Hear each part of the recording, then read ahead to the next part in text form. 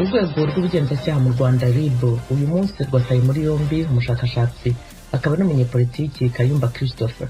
Mugenzi wacu Eric Bagirubusa abahiye inkuru. Amakuru yitabwa muri yombi rya bwana Christopher Kayumba yatangajwe bwa mbere n'urwego rw'igihugu rw'ubugenzacyaha mu Rwanda RIB rubinyujije ku rubuga nkoranyambaga rwa Twitter. Urwego RIB rwatangaje ko kuri uyu wa gatatu rwafunze bwana Kayumba nyuma y'igihe rukora iperereza ku byaha yarezwe n'abantu batandukanye byo gukoresha undi mibonano mpuzabitsina ku gahato n'ubwinjiracyaha kuri icyo cyaha.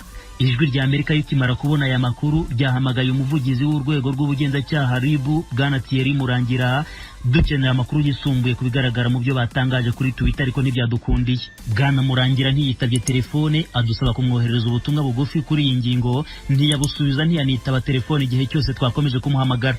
Itabwa muri yombi rya bwana Kayumba rije nyuma yahamagara yari yahawe n'urwego rw'ubugenzacyaha RIB yamutegekaga ko arivugana na Maître Jean Bosco Ntirenganya Sefu wunganira Kayumba. Yavuze ko nawe yatunguwe n'ifungwa rye kuko nta bishya yabazwaga bitandukanye n'ibyo yari yabajijwe mbere. Mu kubazwa rero n'ubundi ibyo bamubazaga n'ubundi yari asanzwe yarabishubije, n'ubundi nta gishya cyane. Nibwo rero turangije kubera ko nari mfite indi gahunda, noneho asabye ko yakwata telefone baramubwira ngo ntabwo birarangira. Yewe nasohotse nyuma umugenzacyaha witwa Michel tubajijwe hamwe baraza kumenyesha hatarashira umwanya muto nahise mbona Twitter yari ivuga ko bamufunze. Amakuru nahise mbona, urumva rero birababaje, kandi ubundi icyo tuzi ni uko yamara gukurikirana umuntu adafunze kandi twayabwiye gufunga bikaba ekitogiteta irengayobora byatubabaje, ariko nta kundi. Maître Ntirenganya akavuga ko Kayumba undi viyore igaragazwa na expertise medical. Nibaza niba nizere ko ni ibyo bimenyetso byose bigomba kuba bihari, naho ubwinjiracyaha gukora icyo cyaha wibaza uburyo byaba byaragenze. Ubwo dutegereje iperereza icyo rizatanga. Mbere y'uko ajya kwitabura urwego ariko bwana Kayumba yarimo ategura kugirana ibiganiro n'abanyamakuru batandukanye cyane, agasobanura icyo abona nk'intandaro yo kongera gutumizwa n'urwego RIB. Umwe mu bo bavuganaga ni Dieudonné Niyonsenga wa Ishema TV, n'umwe mu bo yandikiye ubutumwa bugufi kuri telefone abamenyesha ko afunzwe. Mu gitondo saa moya za mu gitondo twaganiraga bisanzwe, ubwo yanse kuja kwitaba, nibwo mu kanya rero ni mu saa 8:42 nabonye message kuri WhatsApp arambwira ati bamujyanye muri gereza. Yari yanditse mu cyongereza ngo taken to prison, kuko no yaje gufungwa nabyo nanjye ntunguwe nabyo. Yakunze guhakana ibirego abyita icengezamatwara riciriritse rishingiye ku nyungu za politiki. We abimamo mu kiganiro ambwira ko ari ibintu bya politiki, ari propaganda iciriritse bacuze, kubera ko yaramaze kugaragaza ko yashinze ishyaka rya politiki. Aravuga ati ibyo nta byigeze biba, ati ni propaganda iciriritse bakoze ko nashinze ishyaka rya politiki. Wamubonaga afite ubwoba? Wamubonaga ari umuntu usanzwe? Wamubona gute? Ntabwo yari afite, ariko yari afite ikibazo cy'imibereho. Ngira ngo yaratubwiye ati mu kiganiro yagiranye n'Ishema TV ati baradukenesheje, twarahungabanye, abantu twakoranaga barabakenesha, babagenda batangira kubatera ubwoba, bati muzongera kuvugana n'uriya muntu bizagenda gutya, ati amangazini barayafunga. Kayumba wahoze yigisha muri Kaminuza y'u Rwanda mu ishuri ry'itangazamakuru n'itumanaho, n'umushakashatsi icyarimwe n'umusesenguzi mu bya politiki. Umwe mu bagore aregwa guhohotera ari mu banyeshuri yahoze yigisha. Uwamurega kumuhohotera Forum for Democracy ritavuga rumwe n'ubutegetsi buriho.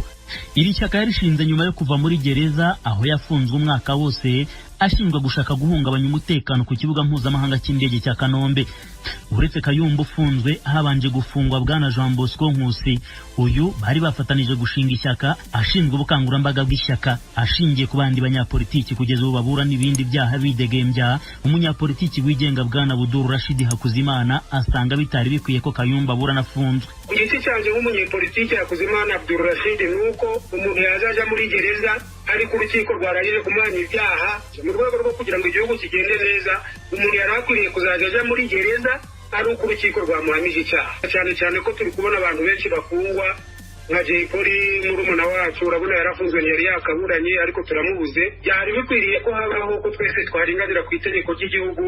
Kuva yashinga ishyaka, Kayumba yakunze perezida w'u Rwanda Paul Kagame, na mbere y'uko ashinga ishyaka Kayumba hari aho yibutsa ko imyumvire abaturage bafite ku butegetsi yagombye guhinduka. Akavuga ko batagakwiye kubona ubutegetsi nk'umubyeyi, ahubwo bagombye kubona ubutegetsi nk'umukozi w'abaturage uhembwa n'abo baturage. Urwego rw'ubugenzacyaha RIB mu makuru rwanditse kuri Twitter ruvuga ko kugeza ubu Kayumba afungiwe kuri sitasiyo ya RIB ya Kicukiro mu gihe rukimukorera dosiye.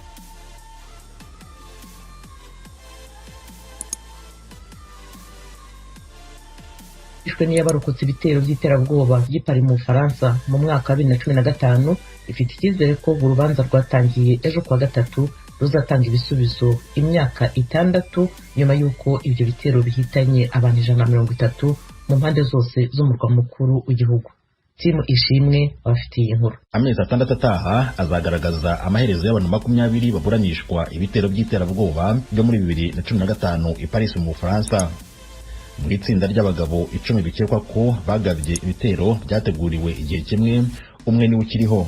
Salah Abdeslam yari mu bantu 14 bakekwa mu rukiko ejo kuwa gatatu ku munsi wa mbere w'urubanza, aho urukiko rushobora kuzamukatira gufungwa ubuzima bwe bwose.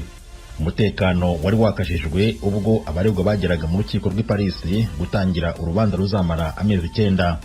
Abantu 20 bashinjwa kugiraho bahuriye n'ibitero byo ku itariki ya 13 z'ukwezi kwa 5. 6 baracyehishahisha, bashobora no kuba barapfuye kandi bazaburanishwa badahari. 14 bari mu rukiko barimo umugabo bikekwa ko yaba ari we rukumbi warusimbutse mu bagabo 10 bashyize mu bikorwa ibyo bitero. Salah Abdeslam yahungiye mu Bubiligi, yataye ikote rye ry'ubwiyahuzi. Nyuma y'amezi 4 yaje gutabwa muri yombi.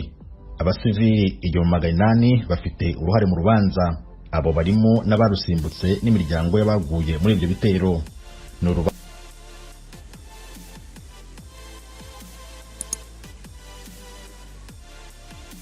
Ganyo y'abatalibani yemeye kureka abanyamahanga bakava muri Afghanistan. Abanyamahanga 200 bari muri Afghanistan barimo abanyamerika biteguye guhaguruka n'indege i Kabul nyuma y'uko uyu munsi kuwa 4 guverinoma y'abatalibani yemeye ko bakurwayo nk'uko byavuzwe n'umutegetsi muri Amerika.